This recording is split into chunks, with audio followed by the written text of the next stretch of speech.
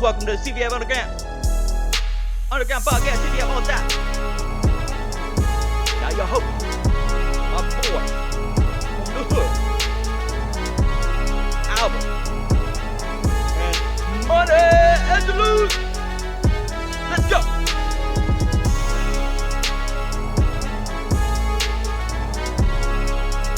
Goal, goal, goal, goal, goal, goal, goal, goal, goal. Hola y bienvenido al Barca Subterráneo.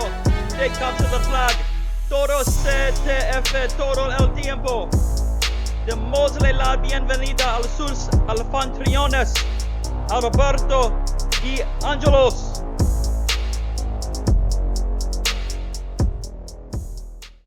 Welcome back, everyone, to another episode of CTF Underground. My name's Alb, and hosting with me once again, we got Kelby. How's it going, brother? Yo, what's up? Happy day, man. Let's get it. All right, let's get it. So today, guys, our episode, we have a special guest, someone who's very important to our game.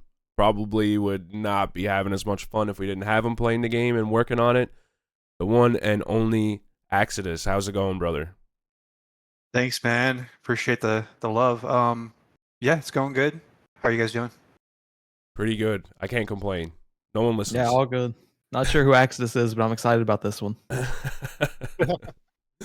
So, Axie, I want to jump into, before we get into like the meatier questions and the juicy stuff, I want you to tell us and Kelby and everyone listening, like who you are. You know, it could be your personal life, it could be who you are to the game, how you got into the game. Like, just tell us about you.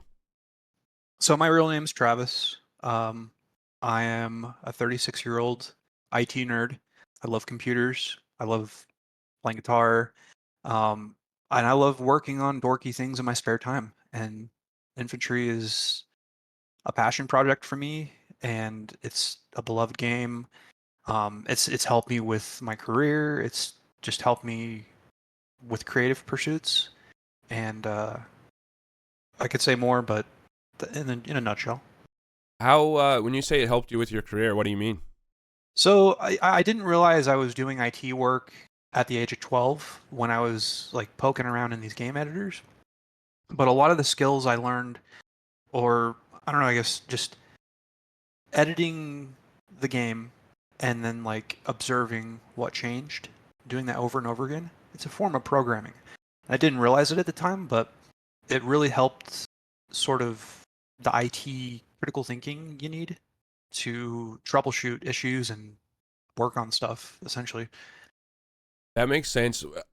We talked to Kelby, if you remember when we talked to ZMN, the three of us brought up about how like running squads and like leadership in this game kind of like moved into our personal lives, where like I was a manager, Kelby's a manager, ZMN's doing his cop thing, but like just overall dealing with all those people and managing them all and trying to run a squad, you got 20 people on it and dealing with all these personalities and stuff, like how that helped us. So it's cool to hear that it helped you as well, and I'm sure Kelby can probably attest to that too again. But how did you get into the editor portion of Infantry? Like you said you were 12, so like this is way back, like SOE days. So how did you even get involved in that?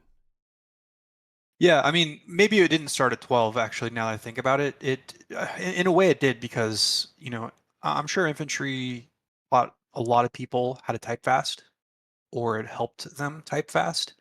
And because, when you're trying to kill dudes and not be killed, and you want to talk shit in between, like, you gotta type fast.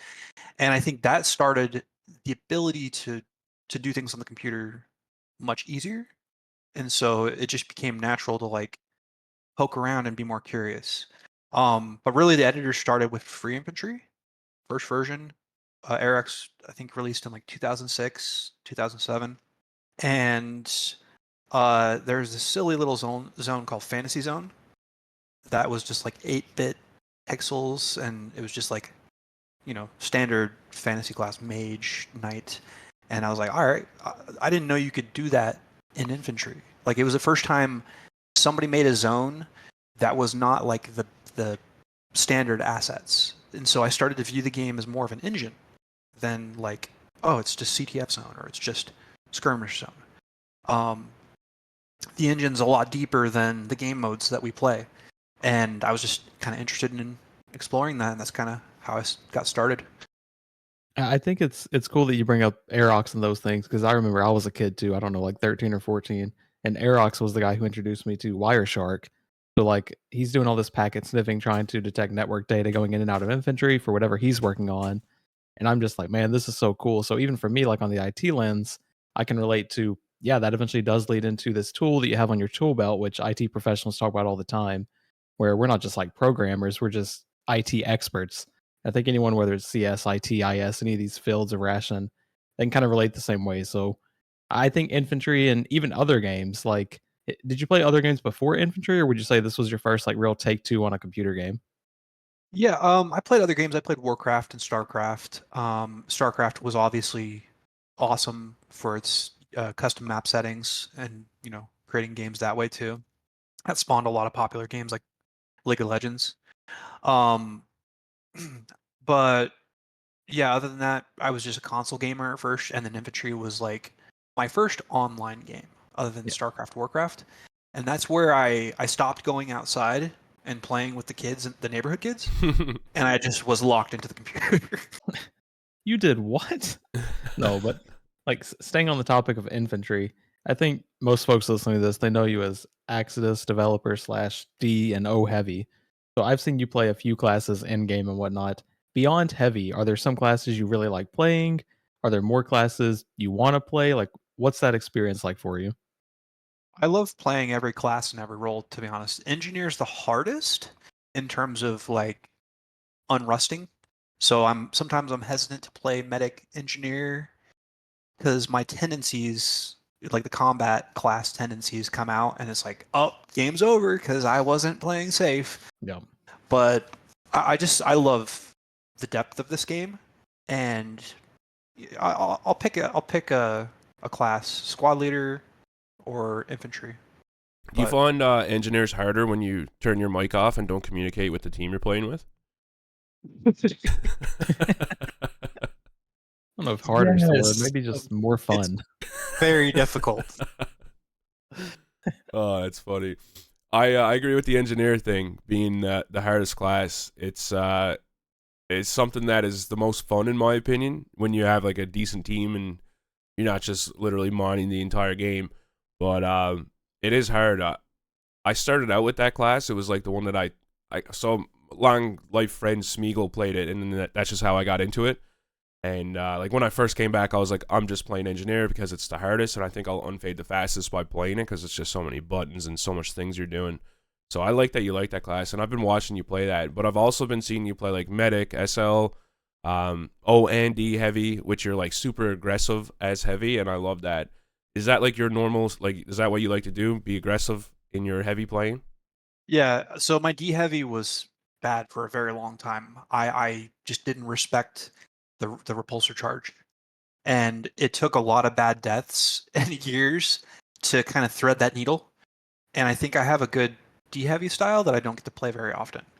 Um, but I still occasionally have bad deaths. Like I still kind of tunnel in.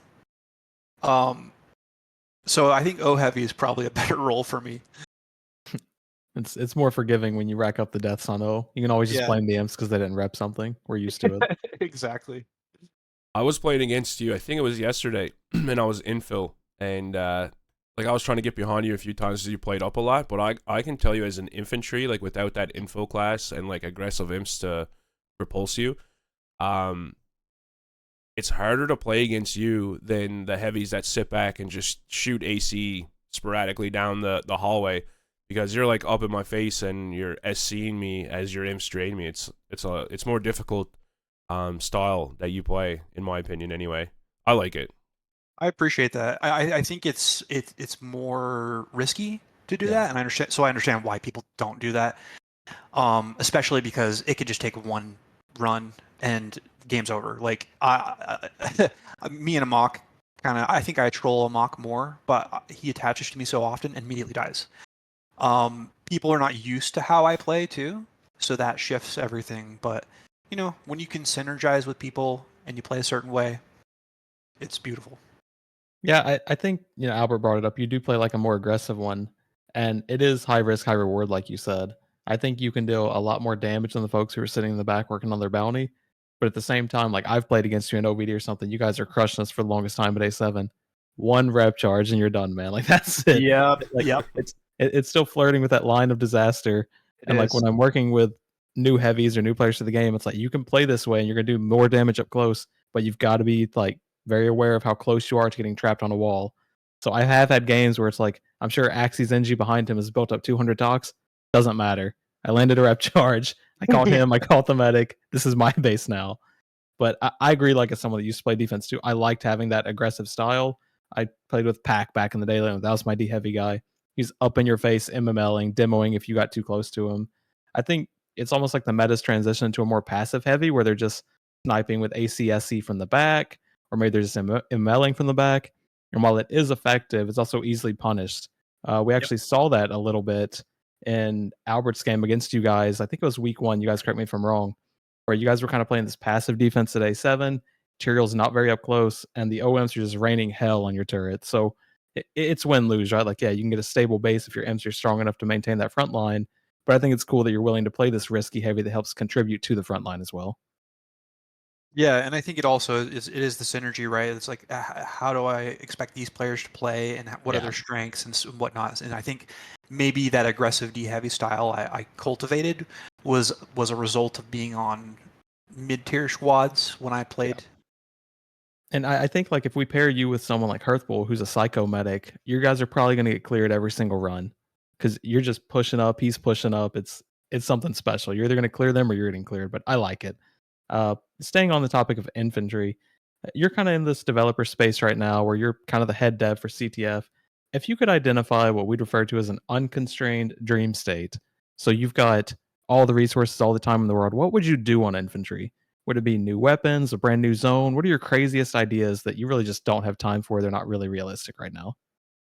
I'd love to make a new CTF zone and like a fantasy zone that's completely not sci-fi. It's fantasy MMO like Lord of the Rings kind of stuff.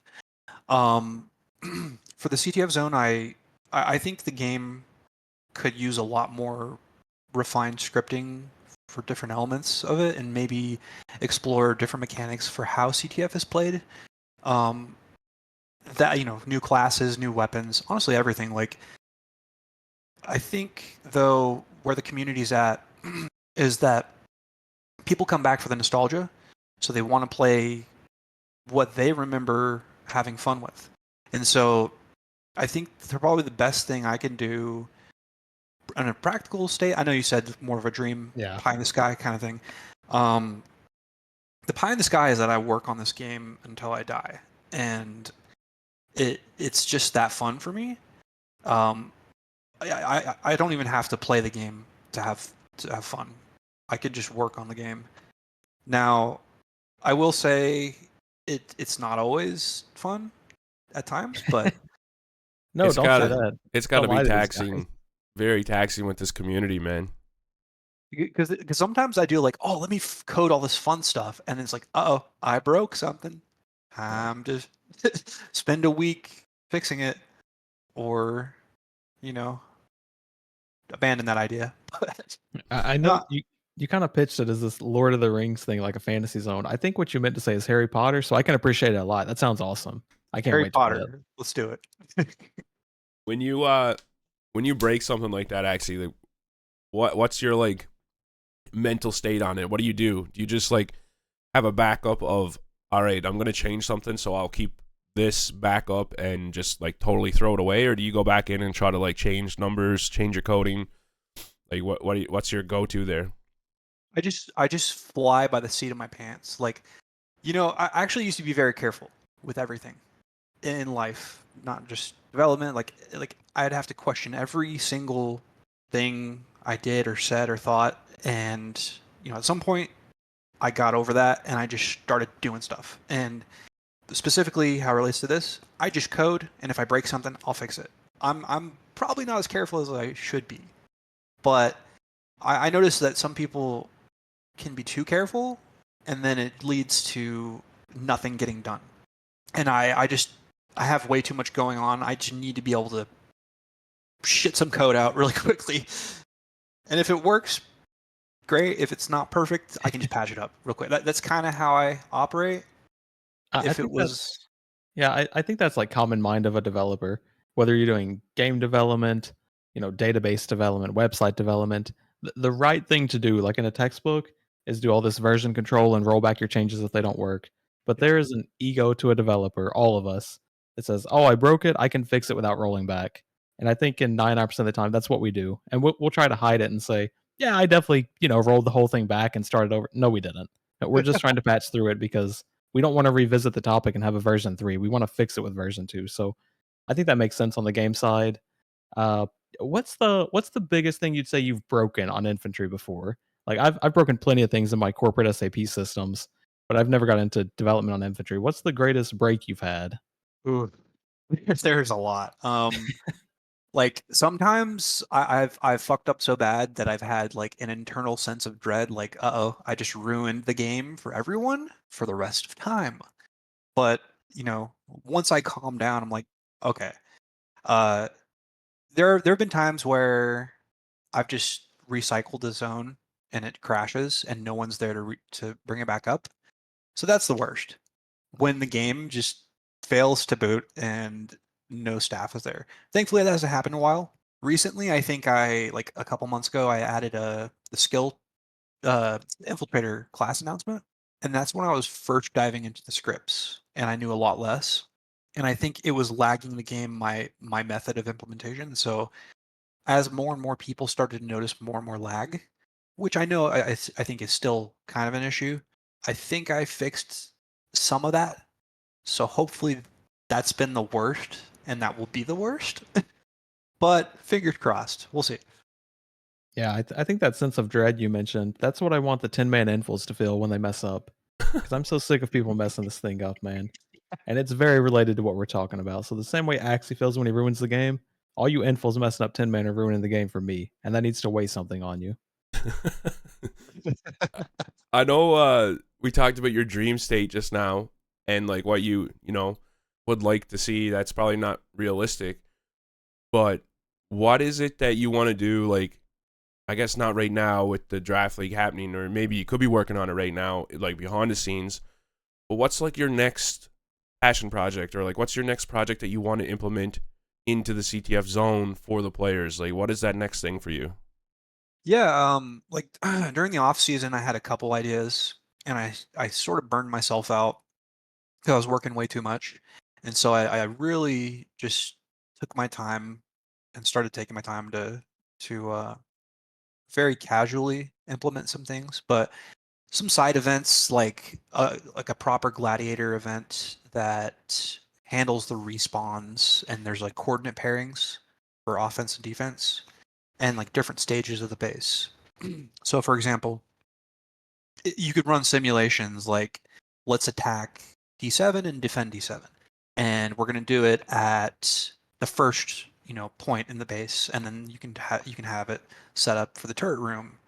And so you can have players like practice these scenarios over and over and over again without having to, you know, it's like trimming the fat. Like if you want to train a specific sequence of events and make people have more fun and get better as players, I think having sort of a training-esque mode, which is kind of the gladiator mode I'm thinking of, would be nice.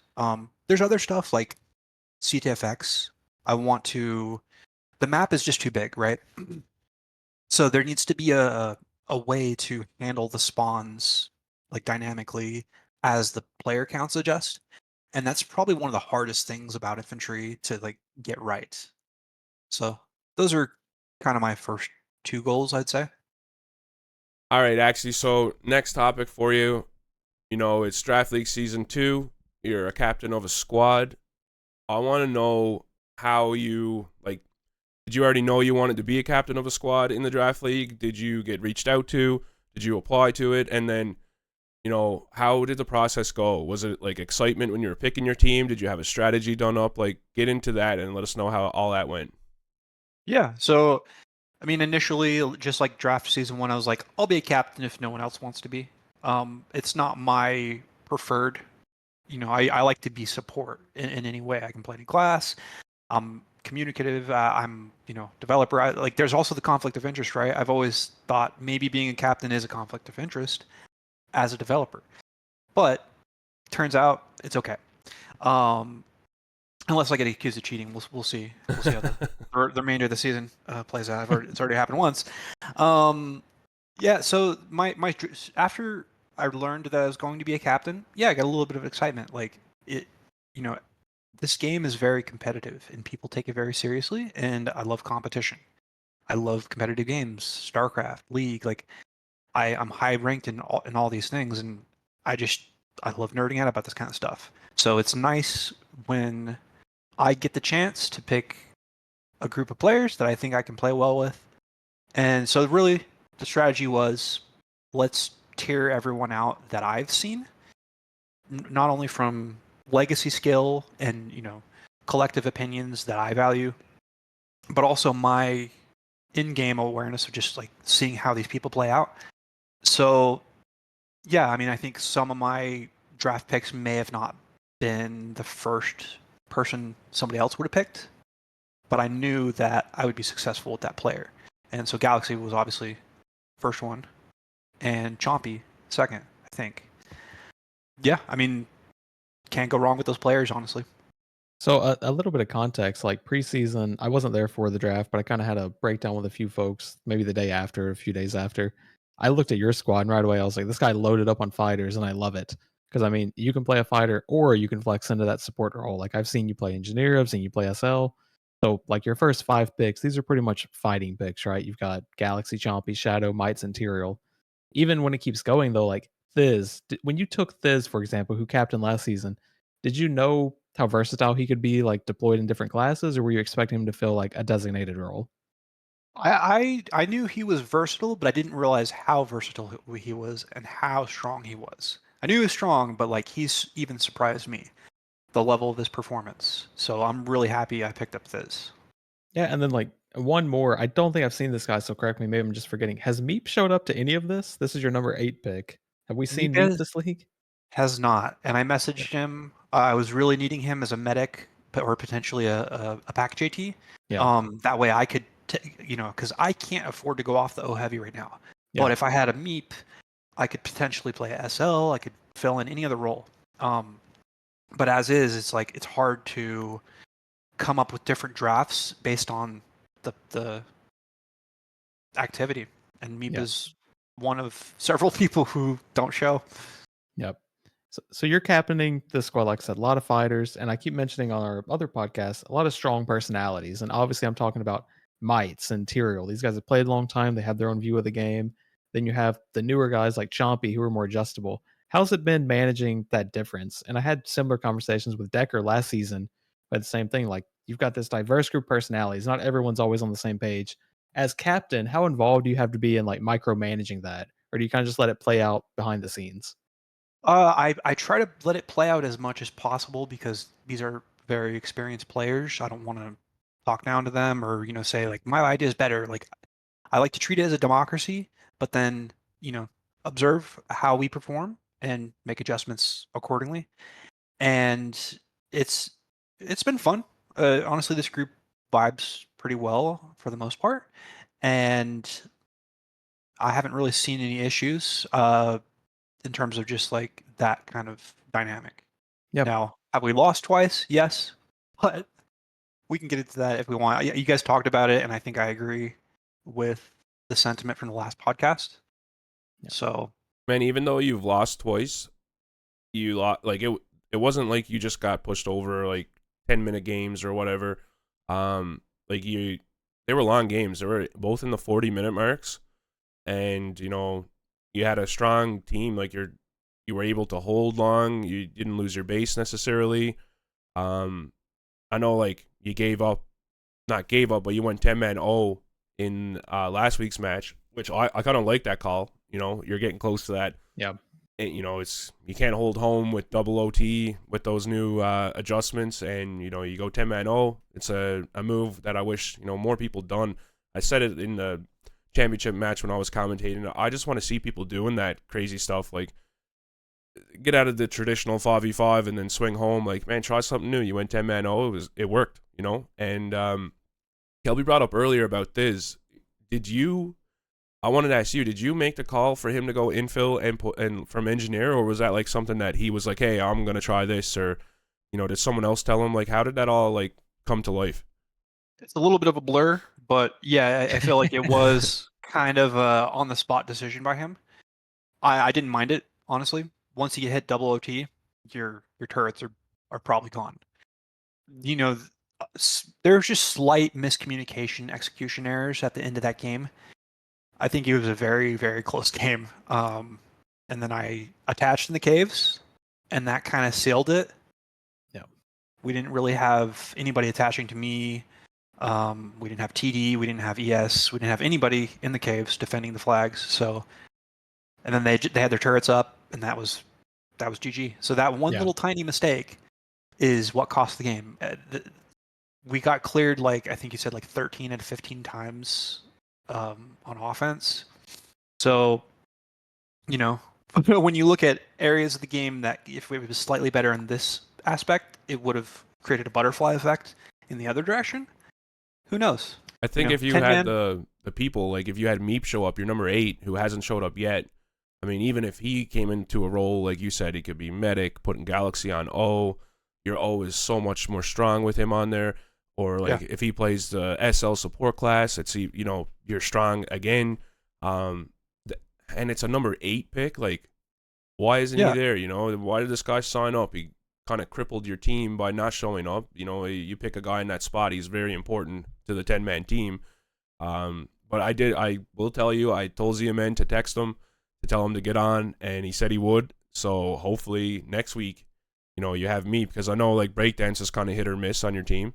And I don't know like how into you want to go for, you know, giving up your strats, but a lot of people already know that there's another strong player on your team that's not going to be shown for the last 2 weeks, right? Potentially. It's oh yeah, Shadow. Yeah. He's out. He's got prior obligations. So, you know, I hope people show and we have good matches. That's really all I want. I don't care if we win or lose. I'm going to try my hardest to win, but it's not going to upset me if we lose. Yeah, I want to go back just a little bit. You talked about like, hey, we attached to the caves and we kind of fell apart at that point. What were comms like? Was it chaotic at that point? Like, oh God, what do we do? Or did someone take over? Like, what was that 60-second to 2-minute window like where you're kind of getting pushed out of A7, you don't have an NGN, then you're moving flags into the caves on accident? Like, what does that sound like to the team? I think it started with, you know, oh shit. That's a good start. Yeah. Yeah. Uh-oh. Go 10, man. It was just like, just go, go, go, go, go. And I think they just had the defensive posture where we couldn't crack it at the end. And, you know, like there's 2 flags in 2 different spots, right? ZMN runs past the first one, gets that one. I'm like, oh, thank God he only took those flags. And then they come get it. He like blinks back and he just I think he blinks. Like, yeah, he did. We were watching that from spec, and I was like, man, they got like 2-3 guys in A7 where the flags were, and then they got like 2-3 guys in the caves where ZMN just took the flags from, and the other team is sitting in D7 now with all flags. You got 6 guys spread out. I don't know where the other 4 guys are, and then they got turrets up. I was like, oh man, it was going so good, and now it's probably not so good. And obviously, like, the correct decision for me there is to process you know, what this is saying. Hey, I'm in the caves. Do you maybe want to attach? Instead of me like immediately reacting and attach. Like as soon as he said that, I just go. I should have taken a second to like, okay, where are you in the caves? Are you in a good spot?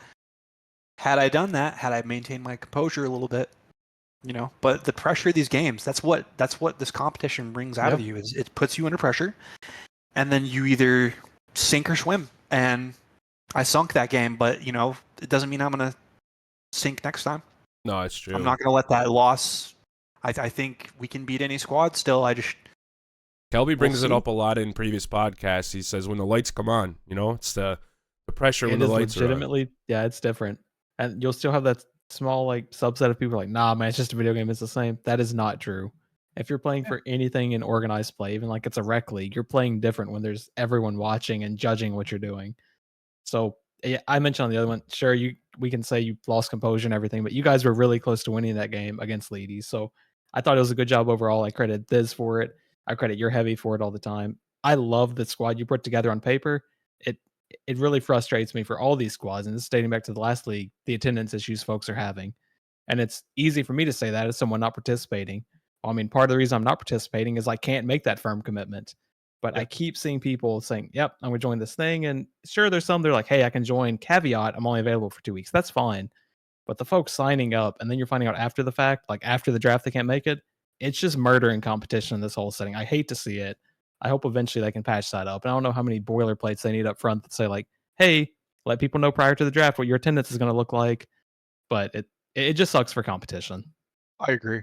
Yeah, and I think if we have maybe if we know okay we're going to play 4 weeks next season, let's have a question for each week. Can you show week 1? Can Yeah. you show week 2? Maybe we need to do that Throw it in the form. I don't know. Yeah, like 'cause then maybe it's like a 4-week checkbox. You check the boxes of the weeks that you can make it, and then that information is given to the captains.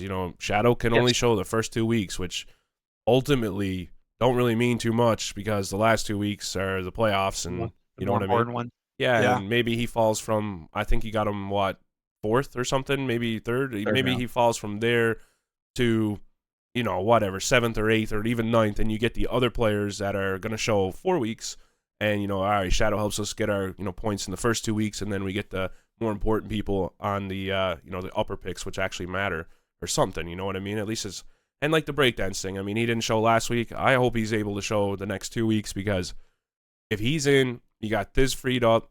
Even if Galaxy Meds, you get Thiz SL, you can stay as heavy. It's just that your squad is so much stronger with an extra support in there to help you. Because, we talked about Doris last week. He's real new, and he doesn't know how to play against those aggressive meds. And unfortunately, every squad has an aggressive med. Bonds is probably the most aggressive. Dill's super aggressive. Posty likes to blink. You know what I mean? So, Yeah. GT, he's probably the most aggressive med in the league right now. So every squad right now has that aggressive med, and it's hard to play around. And the worst part is we don't have a pub for these guys to practice it and get better at it. It's kind of just like you're thrown to the wolves. You're unspecking a mix or OVD, and you're facing, the best of the best most of the times. There's always at least one top tier player on offense or defense, and it's hard for these guys to get it, and then you're trying to play and manage a squad. You can't micromanage your SL as well. So I feel like if you had that extra support show up, oh man, that game could have been way different. I agree. And Doris has been steadily improving, but there's just still some things he's not going to get for a while probably. And some of these people have been playing for 20 plus years, so it's hard to face that matchup sometimes. It really is, especially against the best defense in the league, arguably. On Ladies, but that's hopefully the next couple weeks it changes out for you, and your attendance changes. But I'll just say it again: if you can't show up every week, don't sign up to the draft league, or at least make the information public so that the captains know if you're thinking about signing up next season and you can't show. Just tell people, or just don't even do it because it's just as a crippling. courtesy. Yeah, man, it's crippling the squads. It's you got Worth on Cuck, for example, 3rd round pick, and he's not even here. So he doesn't plan on showing up at all. I mean, that's a big one to lose. So keep that in mind if you guys are listening and thinking about playing and you can't show up, do not sign up, or at least tell people, what you're doing. But we'll step away a little bit from that. I want to talk a little bit about, I know Kelby brought up different personalities and stuff, but you kind of get some people giving you shit about the editing stuff, and then you get, you got some drama happening with X5 calling you out for cheating and coming into his arena. Then you got, some Mites drama that recently unfolded. I don't know if anything happened from yesterday to today with that, but, yesterday, the whole thing that everyone was talking about is Mites is in these mixes and he's telling everyone that he's quitting CTFDL. He drops your chat, he's not playing for you no more because he feels that you've purposely thrown the game. How do you deal with all this, all this extra drama in something that you love and something that you're giving your free time to, and you're captaining a squad, you know what I mean? You're trying to do the best and just have competitive play and enjoy your game, and then you got like people calling you out for cheating, you got people quitting your squad over a silly loss. Like, how do you deal with it? Like, what's the whole, and like, what are these situations today for you? I just have to laugh at it, Albert. Because if I don't laugh, I'll cry. No, I'm just kidding. There's just not everyone is. Actually, I better not say that. Nothing that happens in this game is going to make me more sad than things that happen in my life or stressed out. So I just have to laugh at it all. I mean, sometimes I log in and someone says something and it pisses me off. I try not to let it eat at me though. I used to let that kind of stuff eat at me. And when I didn't have stuff going on in my life, it was the center of my attention. And then, you can kind of get you in your own head like, oh, so-and-so's this, that. And it's just like you create beef that shouldn't even really exist. Like if I saw these people in real life, we'd shake hands, we'd have a beer. And if they talk shit to my face, well, we'll see how that plays out. But no one's done that because people always act tough online or get in their own heads about, oh, you're the enemy or this, that. But like, we're all just people, man. We're all playing a silly little video game that's 20 plus years old.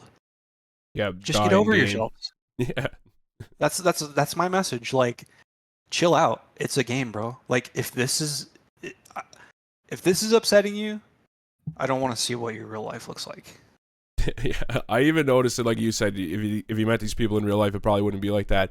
But even like someone talks shit to someone, and then they both join a Discord channel, like to be on a team, and it's like, oh hey man, how's it going? Like it's none of the keyboard warrior shit. All that venom is gone. It's like, oh, you're just a human. Yeah, maybe I shouldn't be a dick. Yeah, that was easy. Yeah, I'm a nice guy, man. I'm not a bad guy. And then as soon as they leave the channel, it's like, fuck you, man. You're shit. Well, you're against everything I believe in, and you did this and that, and it's like, yeah, okay, man. I don't know. I must be on the outside. I remember being a kid, and I'm sitting here on BDS, and I lost to Newfie this one game, and Albert postured and gave MVP to me on the losing team. And I've never forgotten. If I ever meet this piece of shit, I'm a big, strong man. He's going to find out all about it. So just watch yourself in Newfoundland. You know what I'm saying? Man, I forgot about that. I'll never forget. I'm scoring forever. Dude, you know what? It's so funny because throughout all of the years, we didn't really get to play together unless it was like a couple seasons on BDS. But like, we hung out so much in like you and the Newfie crowd in the Ventrilo or whatever it was back then. And, we weren't playing together, but it was always like that banter. And then, you just wanted to beat, I wanted to beat you and you wanted to beat me. And I feel like it's been like that for so long. Even in these mixes now, we'll talk shit to each other if we win. Oh, man. It's, I don't know. It's funny. You had a perm death one game or something. We moved to A1 Hill and it's like, oh, man, that was easy. Oh, yeah. That was a good one. Oh, move all the flags. Yeah, I'll never forget that one either. You wait till Christmas. I think, those kind of stories, they play into what Axie's talking about. Like, everyone gets these seemingly serious dramas. They're like, oh man, I hate this guy and yada yada. And if anyone from Infantry, like in this small community of 30 to 40, maybe 60-year-old dorks meets up, I think it's just a handshake and hey man, how's it going? It's like this stuff doesn't exist outside of this old ass game we're playing. No, it should not. And I think a lot of it is like the character they're putting on, like the Dr. Disrespect of Infantry. You know what I mean? They're just getting on. Hopefully, I don't think we need a Dr. Diddler in Infantry, but that's a different topic. All right, so back to the dramas, Axie. Where is those two dramas in particular, like the X5 thing and the Mites thing? Where are they now? Like, are you and X5 still like kind of beefing on that? And is Mites still not going to play for you in your draft league for the last 2 weeks? Like, where are you with those two? I just block X5. Like, I'm not going to give you the opportunity to send that negative energy into my life again. Like, unless you want to stalk me, in which case, let's go. But that's not an invitation, by the way. No, honestly, like, just leave it at that. Block and done. My time is too important to be reading your nonsense. I have too many important things to do. So that's it. If you bring drama to my life, you're out of my life. That makes sense. When the season's over, are you gonna share the information you got when you went in that arena? It's already in your inbox, man. The secret strats exposed. Yeah, we played them week 4, so I'm glad I got those. No. Good. So what about the Mites thing? Is he done? I don't know. I chatted with him yesterday. I think I can get him to join back. We'll see. I think it would be good to get him back, just for the simple fact that Shadow's not going to be around, and the breakdance possibility of not being able to show due to work or whatever he has on the go. Hopefully, Meep comes back, and your squad, like Kelby said, on paper, man, you have a lot of fighting ability and talent and skill, and it is a scary squad. Like when we faced you week 1, I told my squad, I'm like, man, you put your lineup in the captain's chat. I'm like, guys, this is a powerful squad. Like, do not take these guys lightly. There's a lot of talent in that lineup, and it's probably not going to be a 5-10 minute game or a cakewalk. Like, this is going to be a really good match. So, take it for what it is. This is my opinion on it, but I don't think you guys should, think this is a pushover squad. I think that when you get that full lineup, that it is like really powerhouse squad. So I hope that he doesn't do that. And if he doesn't show up the last 2 weeks over something silly like a loss, I think that it should be looked into for CTF DL Season 3 and even this OVD league if we do it, that we don't allow people back in the league, even if it's just a one season, you can't play for one season punishment, that we don't allow people who do this to squads back in. And I mean, I think even Cuck is going to show up, and they're pretty well eliminated if they lose next week. And I bet you that they show up week 4. Like, just the people that are on that squad, like, I think that, even though that the hand that they were dealt is not necessarily the best, they will still show up. Like, I think that the heads, the RRs, the Chuckies, the X5s, they're going to show up and play for that squad. And I don't think that Mite's quitting after a silly loss in a good game you guys played. You guys made like one little hiccup, maybe 2 at the end, and lost because of it. I don't think that that's warranted enough to not show up. And if you don't show up, I think that there should be punishment. You shouldn't be able to ruin things like that. Yeah, and I mean, I agree with that. The punishment for him, but like on a personal level for Mites, I don't expect him to quit.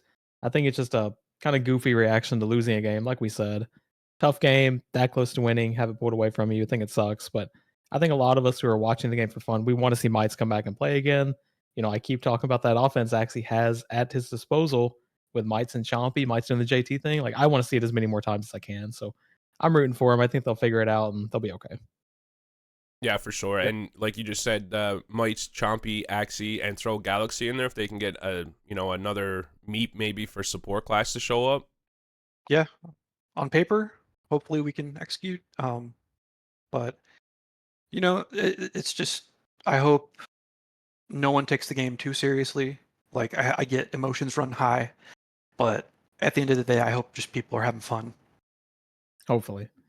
But moving on beyond that, off the draft league, this is kind of the last topic I want to talk about. Axie, we talked a little bit about like the unconstrained dream state, and you're going to make me a Harry Potter zone. But in the actual CTF version, like the draft league and everything, what is your hope for the CTF leagues that we have going still? Yeah, well, making resources or game techniques or whatever more available to players as time goes on. And I was hoping like those buy macros can make it easier to kind of get into the zone, and those could be tied to like a skill menu, for example. And someone who's Joe Schmo logged in and hasn't logged into the game for 15 years wants to play. He remembers playing Infantry. Here's a build that you can just click on, and it'll tell you, like, maybe it sends you to a quick tutorial. Use shotgun to deplete suit energy, blah blah blah, right? Get all the like silly stuff out of the way, and then graduate them to the game state, and then people are not frustrated about, why aren't you doing basic things? So that's my goal, hopefully, for the game. I have lots of other lofty ones, but that one seemed more grounded. Axie, one question for you. Before we close it out, what is your most, I'm going to say favorite maybe, or like, in your opinion, the best change or update that you've made to make this game better? That's a good question. It's all just bugs. No good Have I update. made it better? I don't know.